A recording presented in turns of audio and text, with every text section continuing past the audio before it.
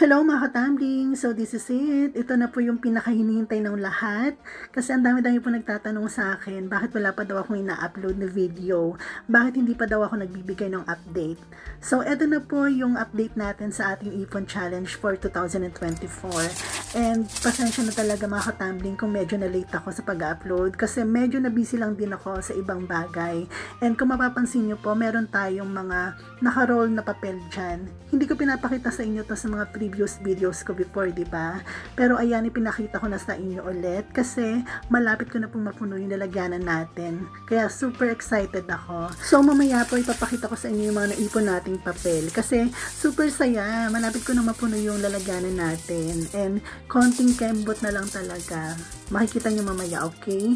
Anyway, ayan, ito yung mga coins natin. Binuhos ko na po yan kasi bibilangin na po natin. And sobrang dami na po ng mga coins natin kasi inabot na po ng May, diba? Dapat talaga nakapag-update tayo ng April pero sobrang busy nga. Ayan, inabot na tayo ng kalahati ng May. So, ayan, ito, hinihiwalay ko na po dyan yung mga 20 peso coins natin kasi kailangan natin gawin yan para hindi po tayo mahirapan magbilang. Kasi alam nyo naman, diba, ang hirap-hirap magbilang. Tapos, ayan, sinunod ko na pong ihiwalay yung ating mga 10 peso coins na luma. So, bali po yung mga 20 peso coins na bago at saka yung mga luma pong 10 peso coins, sila po talaga yung inuuna kong ihiwalay kasi sila po yung mabilis makita ng mga mata ko. Kitang-kita po sila ng third eye ko. Kaya mabilis ko lang po silang naitatabi. Tapos yung mga 10 peso coins po na bago at saka yung mga 5 peso coins na bago, sila po yung mahirap ihiwalay kasi nga nakakalito sila, kumikinang sila, parang pareho lang sila. Kaya malilito ka talaga. So anyway, ayan, napaghiwa-hiwalay ko na po sila. Kailangan po natin kasing gawin yan para hindi tayo mahirapan magbilang. So ayun, nahiwalay ko na yung mga nabubulok sa hindi nabubulok. Charot.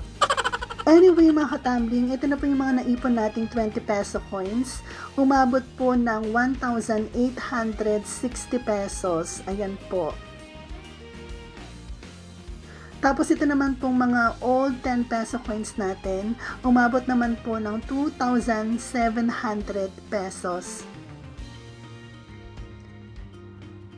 Next, ito namang mga 10 peso coins na bago, umabot po ng 1,520 pesos. Next, ito naman po yung mga 5 peso coins natin. Umabot po ng 1,755 pesos. Pasensya na mga katambling kung hindi ko na pinakita kung paano ko siya nabilang.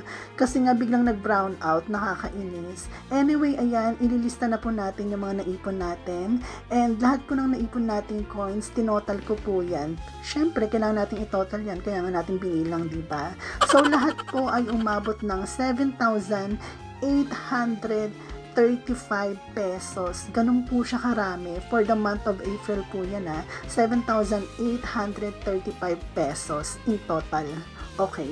So, ito po lahat yung mga naipon nating coins. Ayan, papakita ko lang sa inyo. Anyway, mga katambling, sana po maging inspirasyon po to para sa ating lahat. At sana rin po, simulan nyo na rin po yung pag-iipon.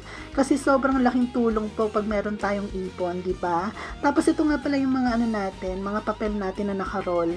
Ayan, hindi nyo na po nakikita yan sa mga previous upload ko, diba? Pero ngayon pinakita ko na ulit sa inyo kasi malapit ko na pong mapuno yung lalagyanan natin. Ang saya-saya, diba? Tapos ang ganda-ganda ng kulay nila, parang rainbow, parang LGBT, charot.